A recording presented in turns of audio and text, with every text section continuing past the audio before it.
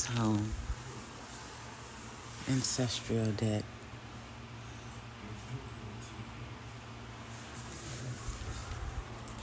Ancestral debt is a debt that is owed by the bloodline, right? So it's owed by the bloodline, and we aren't in the era to pay it. And the energies don't care really whether you've been schooled on how to pay it, when to pay it, or even what to pay. See, that is up to us and the ancestors. But we have to be able to get with ancestors. Everybody's so afraid of their ancestors, which is insane. If your grandmother passes away, was you afraid of her before she passed? Was you afraid of her in life? If not, then why would you be afraid of her in death? Because when they cross over to the other side, they know things that we don't. They see what we don't. They also see what we see. So they a step ahead of the game, but the only way to communicate with us is if we communicate with them.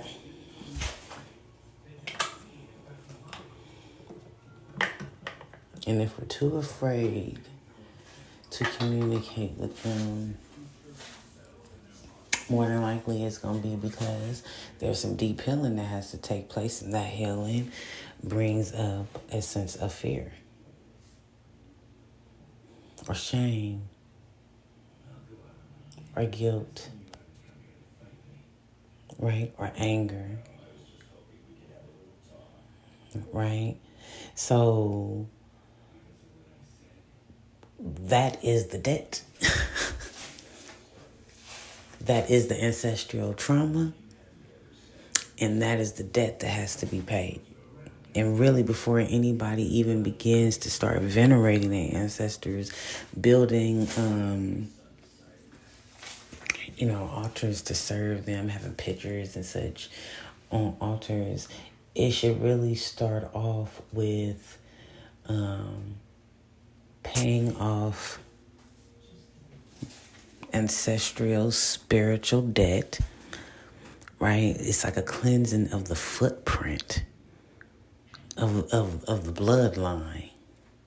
Now you ain't gonna be able to clear all of it, but you'll be able to clear enough to be able to get that communication going, because you're clearing it spiritually with them, with your ancestor money, or with your burnings. I find burning is what worked best for me, and that came from like in my mind's eye, I would think of like how Vikings would burn their dead on a boat, and the boat rides out into the sunset or into the moonlight of the light of the moon, burns out into the ocean. That's how I look at the ancestral debt, the burning of it, the symbolism of it. And so you're burning this ancestor money, and say, before you do that though, we want to sit down, of course, because we don't just want to burn money just to fucking burn paper and shit. Okay, we can just burn some paper. No, this is not what the fuck we're doing, right? There's a reasoning for it all. So we have to have intentions, but to find that intention, why are we burning the ancestor money? What is the debt? Okay, so what is the trauma? Look into your lineage. Sit down one day and just think about motherfuckers in your family. Find the trauma. Is there alcoholism? Is there pessimism? Is there promiscuity? Is there molestation? Is there drug abuse? Is there physical and verbal abuse? Is your family secretive? Are they violent? What the fuck are they? Is there mental illness? Right? What is it in your family that is toxic? What's tainted? Gather those things and then find out, does this happen in all the generations that you know of? And then when you find that out, find out, does this happen in your life? If you can hit all those, that means that's the debt. So every single time you burn, you burning. And you're burning to pay off debt. Literally, I'm paying off debt for alcoholism, for the abuse of spirit. Okay? I'm paying off debt for the abuse of sexual energy. I'm paying off debt for physical abuse, verbal abuse, feeling unworthy, the loss of a child, right? So we want to know why we are doing this. And then we begin to burn. And as you see the paper burning, if you develop the sense of intuition, the paper burning is going to tell you kind of how much has been cleansed. Because the paper will look real nasty. It'll burn real icky, And then as that same thing heals, because you're going to burn this until it burns right. You'll just know.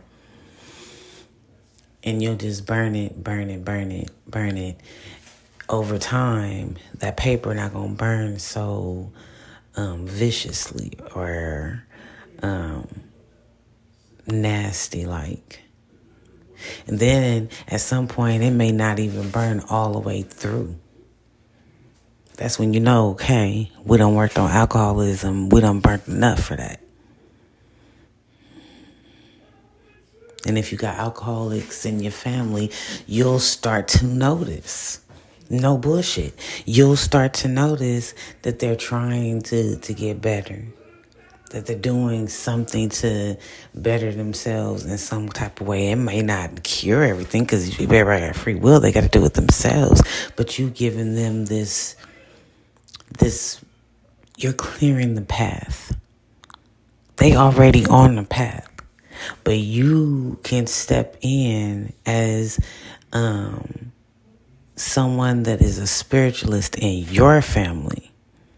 Right, because everybody has someone that's going to pray in their family, especially back in the day. Ain't nobody praying for nobody. We have to pray for everybody. So you go in, you doing your ancestor money, and you're paying this debt with these intentions to pay off this debt, to clear the bloodline, to clear the path of everybody, right, that is connected to you. Even if it's a distant connection, to clear the path of alcoholism out of their way so they can move on to the next steps. That is where ancestor veneration begins. You got to do all this before you start asking them for shit in your life.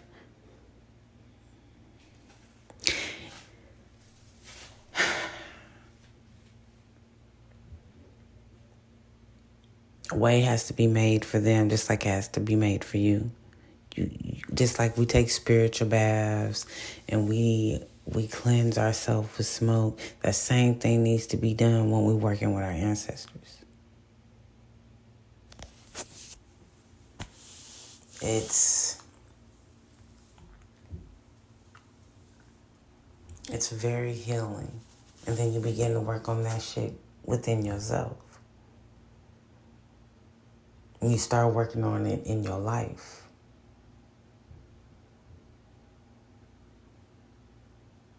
Right?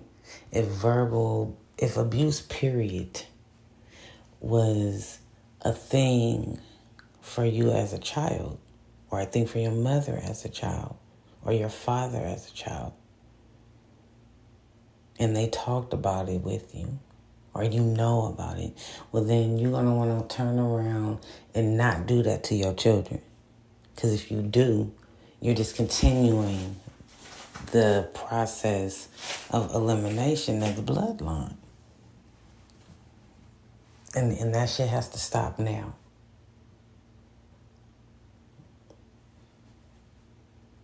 Right? So it's up to everybody now, today, to be in a different mindset, because we are raising the future children. And if we want to have a healthy and healed earth and atmosphere and universe, then we want to wake the fuck up and get up out of sleepy, tired mode. It ain't nighttime no more.